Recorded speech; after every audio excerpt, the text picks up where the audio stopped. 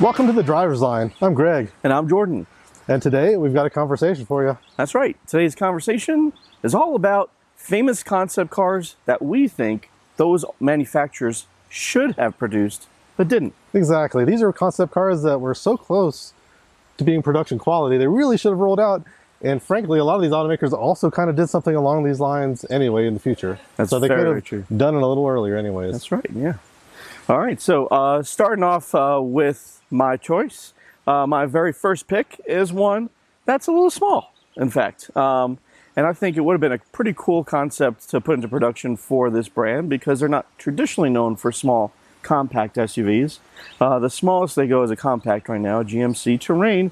And it's kind of a mom mobile. It doesn't really stand out too much. No, it definitely blends in with the herd as far as all the mid-size SUVs go. Exactly. Compact mid-size, yeah. Right. So way back when, GMC debuted a concept called the Granite, which kind of looked like a... Greg's not a huge fan, but Not a fan. It's a boxy little turd. Oh my God.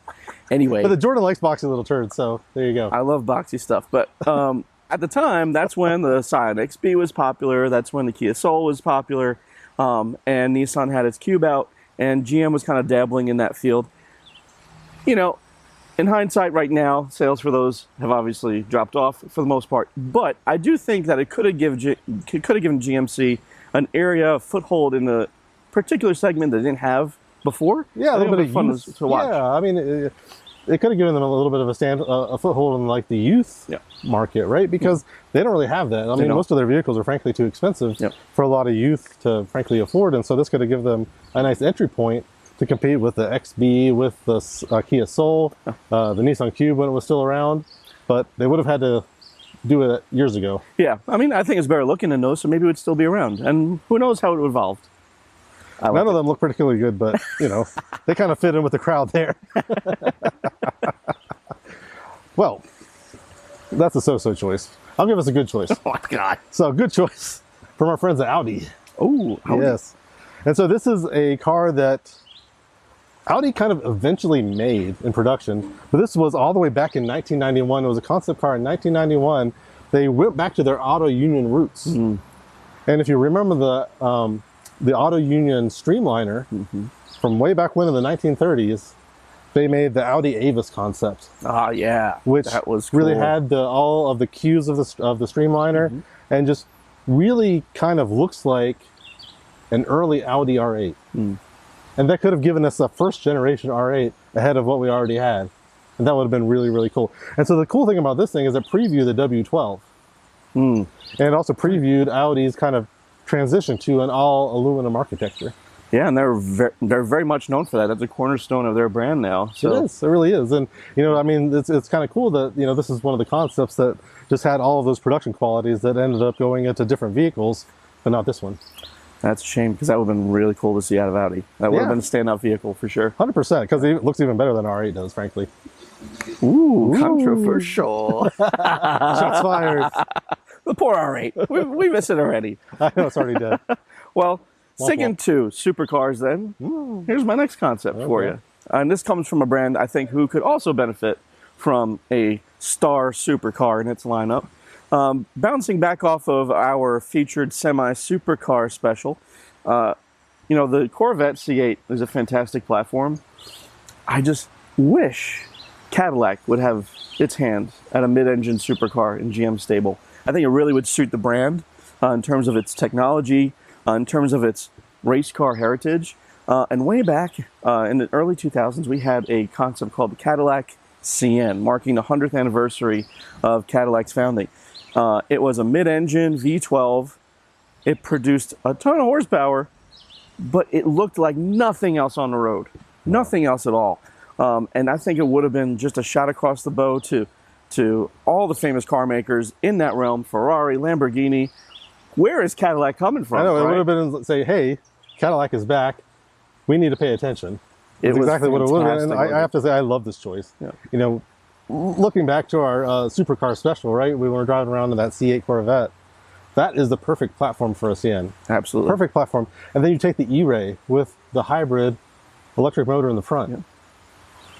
That is perfect. It's a no-brainer. It is literally perfect. Put a Cadillac body on there, bring back that Blackwing twin turbo V8, put that in the back, Yes. and then make something very special. That would be a standout product. Yeah, absolutely. I mean, it seems so easy to not do it.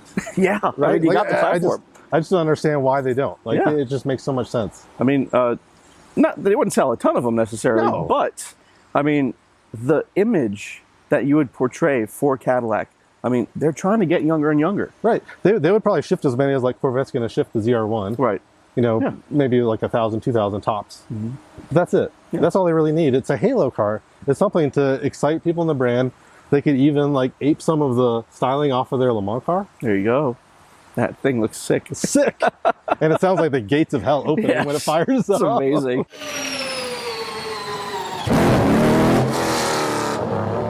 It's amazing. And the transition between Yes. electric and oh my gosh. Yeah. Come on, Gia, please. I know. Make our dreams come true. Oh man. But I absolutely love the choice, love the car. Cadillac, make it happen. Yeah. Please. Definitely. All right. Going towards the sports car realm, Right. I think this is one that's probably also on Jordan's list. All right. Let's see. The Nissan IDX. This was on my list. So, See, Nissan, come on. I Where know, are you? Nissan, you could have done so much right. Ah. And, you know, thinking back to when the IDX was unveiled, I think it was 2013. It was a concept in 2013. That's right when the Subaru BRZ Scion FRS came out. Chevy came out with their really, really cool 130R concept. Yep. Like the whole small, nimble, handling, rear-wheel drive architecture was like making this massive comeback. You have the Miata kind of being the torchbearer for the longest time, but then all these other new entries were starting to come into the fold. Nissan actually greenlit this thing for production and then canceled it. It's such a Unbelievable. shame. It's such a shame. In 2015, they canceled it based on cost. And now we have the Z. Yeah, now we have the Z, which is selling extremely poorly. Oh my gosh. Yeah, I mean, it would have been nice for Nissan to get into that entry. I mean, Mazda's all by itself, aside from the 86. Yep. I mean, the BRZ is there, but no one's buying them.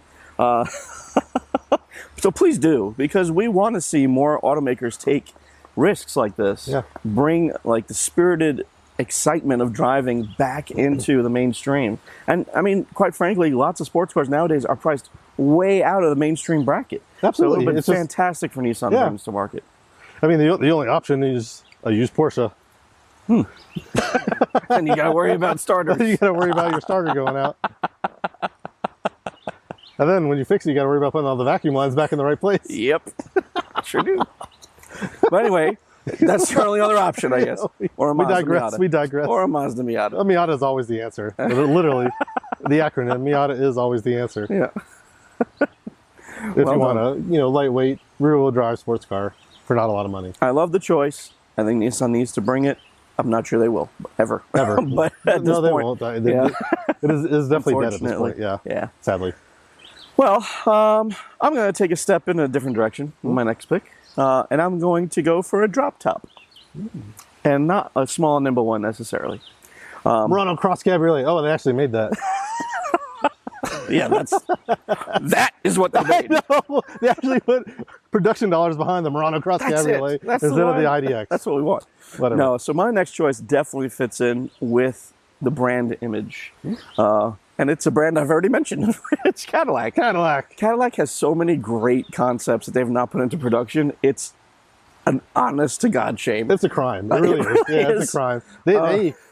Their concept car game is like way up here. Yes. Their production car game is down here. Yeah, unfortunately. They make some great production cars. Don't get me wrong. I own one. Yeah. My dad just bought one. Hey. CT5. That's right. Yeah. Oh, fancy. But yeah, Hey. we're a caddy family. That's right. Yeah. Well, I mean, we know that Caddy can do it. But, when I think of Cadillacs, I love the modern day Cadillacs that have the performance spin to them, Yep. like our Blackwing series. But, when I think of classic Cadillacs, I'm talking about big, comfortable Boulevard bruisers. And the Cadillac CL concept was that to perfection. It had the reinvented art and science styling, that kind of 2.0 look where it was a little softened, but it still had that in-your-face grille and the signature vertical stacked headlights. But it had such elegance to it, and the interior was insane. It was just beautiful. And when you think about like where Cadillac is at right now, you look at the interiors of things like the Lyriq and the Celestiq. Cadillac can make this. Oh, absolutely. They know what they're doing. It'll be a fantastic EV. I mean, it's perfect for an EV. Yeah. Just the big Boulevard Bruiser. They've got the Ultium platform. It seems like a no-brainer. It'll be a nice contemporary to the Celestiq, I think. Absolutely. Because, you know, I mean, as cool as the Celestiq is looking, it's very controversial. I think the CL will be way more mainstream and capture a lot more audience. It would. It really would. You know? It would just kind of harken into that whole big, brawny Cadillac sedan. Yeah. Instead of, I mean, like the Celestiq, I think it looks cool, undeniably. Sure. But I can kind of see where people are coming from when they say, oh, it kind of resembles a hearse. Yeah, I can see it. It kind of does. But it also looks kind of cool. It does. It's different. But, you know, if they just made a nice, big, brawny sedan with EV power, I think that's the next thing for Cadillac. I would love that. Yeah. All right, so kind of moving on with my next choice here. Staying in the GM family, mind you, this is another GM brand that makes really cool concepts and makes, not even arguably, a lot worse production cars. I'm, of course, talking about Buick. Oh, Buick. Poor Buick. Yeah, their production car game is definitely in the toilet right now. It's really, really poor. Yeah. We've talked about that previously in our Buick intervention, but they actually made this really, really cool concept not that long ago. It was called the Buick Vista. And it was based on the GM Alpha platform, which is shared with the Camaro, with the ATS, with the CTS. Fantastic underpinnings. It's a wonderful underpinning. Like, I mean, the platform is phenomenal. It has so much feel. It handles really, really well. And the styling on the Vista was beautiful. It was penned by Ed Welburn, and he just knocked it out of the park. Yeah. It shared a version of the LF4 twin-turbo V6. So it made plenty of power, I think, in this concept. It made about 400 horsepower, so a little bit less than the ATS-V, but still plenty of power. And I'm sure if they made like a Grand National version, painted it all black, they could dial that up to, you know, maybe closer to the ATS-V levels, and then make a lot of boomers really happy. I was going to say, it does kind of harken back to those GNX days, but it kind of brings the modern updated Buick styling with that heritage powertrain option. I mean, it did. And it would have just been a really easy one, I think, for them to make. Again, this would have just been a body. They had the platform, they had the engine, they had the gearbox. Oh, yeah. They just needed to style an interior and the body. I'm sure that's easy. It's not. I'm sure, understandably, it's a massive challenge. Couple bucks. I'm literally making this sound a lot simpler than it is, but a lot of the pieces were there. Oh, yeah. I mean, look where Buick is now. I know. I mean, we've got a couple of crossovers. I mean, it needs something as a flagship. It doesn't have that right now. That's the Enclave. Yeah, the Enclave is the flagship for Buick, which is just a travesty. It's not a Traverse. It's a travesty. Oh, we crack ourselves up. Oh yeah, we make ourselves laugh. You know, I think that would have been an awesome production vehicle for sure. Yeah. All right. Well, we hope you enjoyed our concept cars that should have been produced. Yes. Thank you for watching our concept cars that should have been produced. We will see you next time. Thanks for watching. Thanks for joining us on The Driver's Line. If you enjoyed this content, please like and subscribe to make sure you don't miss a thing.